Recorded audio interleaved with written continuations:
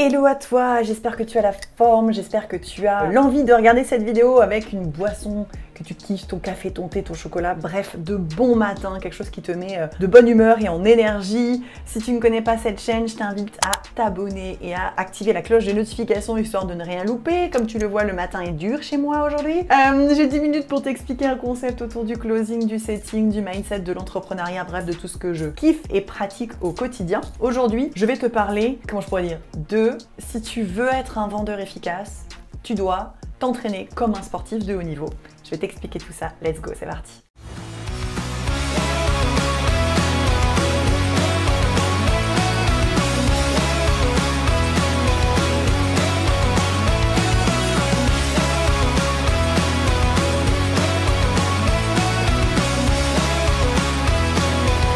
Alors, Julie, sportif de haut niveau, non, j'aime pas le sport, j'ai pas envie d'être un sportif de haut niveau, non, attends, tranquille, on va remettre les choses dans le concept, dans le contexte, on va remettre les choses dans le contexte, n'est-ce pas?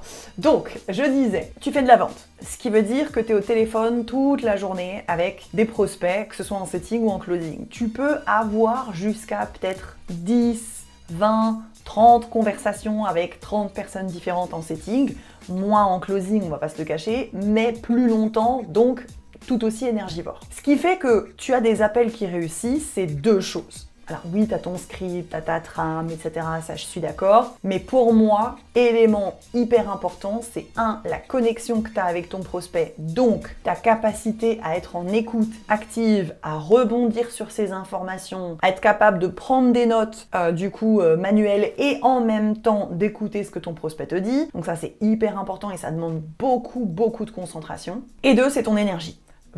C'est véridique. On écoute un appel d'un closer qui n'a pas d'énergie et on écoute un appel d'un closer qui a de l'énergie. T'en as un où déjà t'as pas envie d'acheter et l'autre t'as grave... Enfin en tout cas je sais pas si t'as grave envie d'acheter, mais en tout cas t'es dans des meilleures dispositions en tant que prospect. Et moi j'aime beaucoup utiliser encore une fois l'exemple d'Alexis. J'en ai parlé dans une précédente vidéo où en fait, à travers notre formation en setting, on écoute des vrais appels téléphoniques de l'équipe que Vincent gère. Et parmi cette équipe, il y a Alexis. Et tous les élèves qui écoutent les calls d'Alexis disent mais waouh, mais il a une énergie de malade. C'est hyper agréable à entendre au téléphone, donc tu te doutes bien, c'est aussi hyper agréable pour ton prospect. Le truc, c'est que être capable de maintenir ce niveau d'énergie du lundi au vendredi de 8h à 18h, si tel est ton souhait de gérer ton planning comme ça, c'est quand même chaud patate.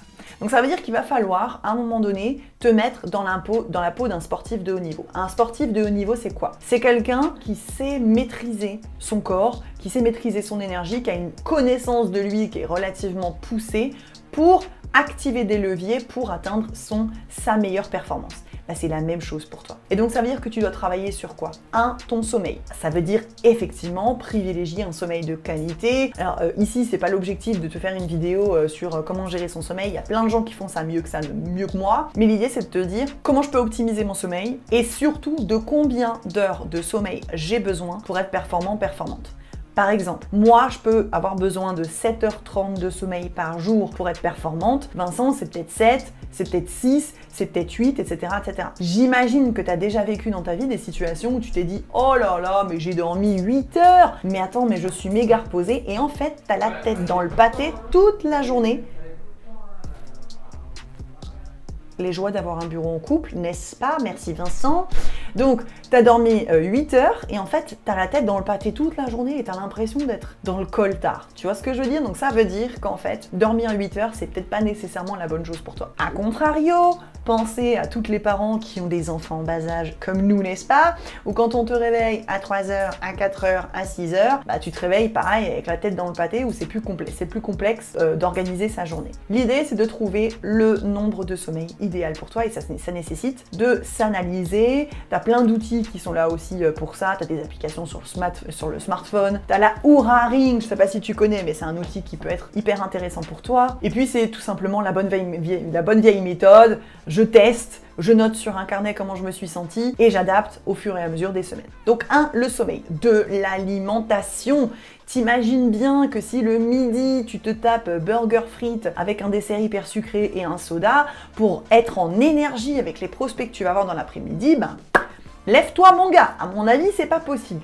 Donc, qu'est-ce que je dois manger le matin pour être productif toute la matinée, qu'est-ce que je dois manger le midi pour être productif toute la matinée, et qu'est-ce que je dois manger le soir, histoire de me faire un peu plus plaisir et de me récompenser de cette journée de travail. Et là, entre guillemets, si j'ai pas d'énergie, bon, c'est pas trop grave, normalement je vais me coucher juste après. D'un autre côté, je peux pas non plus manger n'importe quoi, parce qu'il y a quand même certaines choses, certaines manières de s'alimenter le soir qui vont empêcher ton sommeil. Donc l'idée, c'est de repérer tout ça. C'est des principes de base assez... Enfin, franchement, tu vois, je révolutionne rien en te disant ça, mais c'est quand même hyper important d'y penser. Troisième, ton activité physique. À quel point tu bouges dans ta journée, à quel point tu es sédentaire et à quel point tu ne l'es pas. Tu le sais, nous, on te conseille au minimum syndical d'avoir un bureau debout. Je sais que pour certains d'entre vous, vous bossez dans le salon ou vous bossez dans votre chambre, dans un petit bureau que vous avez aménagé parce que vous n'avez pas une pièce dédiée spécifiquement pour ça, donc je le sais. Mais franchement, le bureau debout, ça sauve la vie. Et il faut bien savoir que Closer Evolution a été créé dans un bureau de littéralement 10 mètres carrés.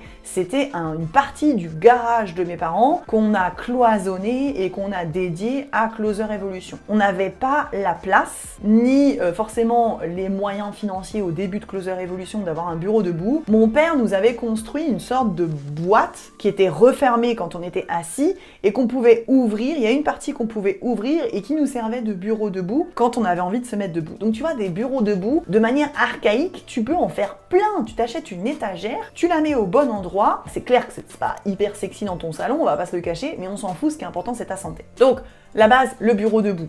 Si tu peux, marche dans ta journée. Soit tu ne peux pas vraiment sortir dehors, comme moi, où ça reste quand même assez compliqué de faire des lives avec mes élèves dehors, avec le bruit des voitures et compagnie, ce serait pas hyper cool pour eux. Ce que je fais dans ces cas-là, c'est que j'ai mon tapis juste en dessous et je marche au moins 10 000 pas par jour. Ça, faut bien te dire que ça, c'est des choses, en tout cas sur le côté activité physique, qu'on n'a pas actionné tout de suite.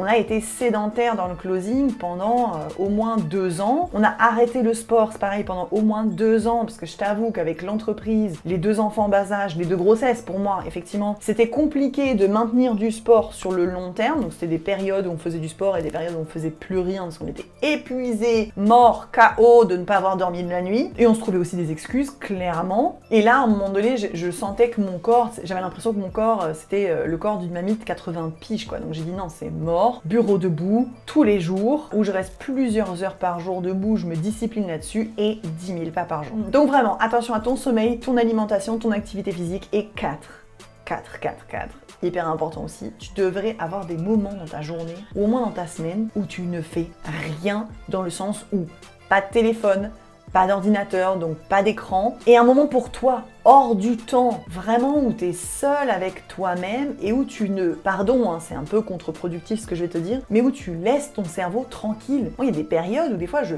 pétais des boulons littéralement, parce que dans mon cerveau, il y a 6000 choses à la fois, il y a 4000 éléments de frustration, de choses que je ne voudrais faire mais que je n'ai pas encore pu, il y a les problèmes perso, les problèmes pro, etc. Et en fait, je prends pas de moment pour déconnecter mon cerveau en dehors du moment où je dors. Donc, il y en a qui m'ont partagé les principes que c'était hyper important pour eux de faire la sieste. Moi, personnellement, je peux pas, j'arrive pas à faire de sieste, donc je dois trouver d'autres moyens d'éteindre mon cerveau et de faire une sorte de reset dans ma journée pour repartir en énergie. Donc, sommeil, alimentation, activité physique et des moments où ton cerveau ne réfléchit pas. Et c'est comme ça que tu deviens non pas un sportif de haut niveau, mais un setter closer de haut niveau. Tu devrais vraiment faire attention à ça. J'espère que cette vidéo t'a plu. Si tu as des commentaires, on se retrouve juste en dessous. Je te dis à demain pour une nouvelle vidéo. Ciao, ciao!